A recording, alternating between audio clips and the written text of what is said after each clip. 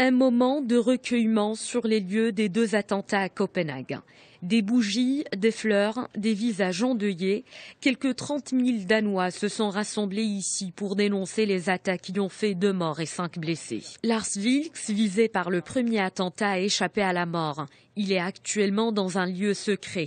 La vie de l'artiste suédois est menacée depuis 2007 après la publication de son dessin blasphématoire représentant le prophète Mohammed.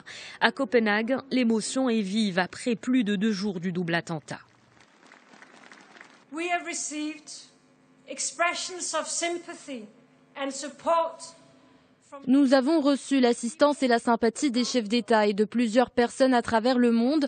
Cela réchauffe mon cœur et les cœurs de tous les Danois. Nous sommes vraiment reconnaissants pour ce grand soutien. We are so very grateful for all the support that we have felt.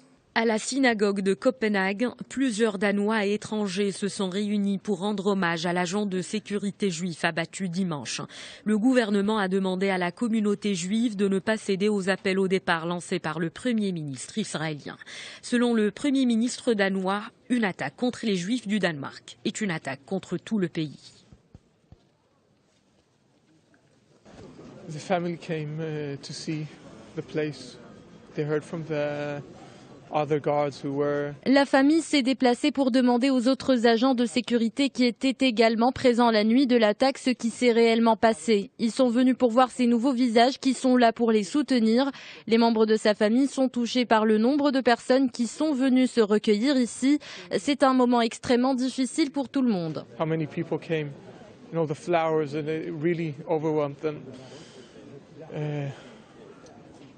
It's a difficult time. Sur le terrain, l'enquête se poursuit autour d'éventuelles complicités. La police a arrêté hier 2 hommes soupçonnés d'avoir assisté l'auteur présumé du double attentat.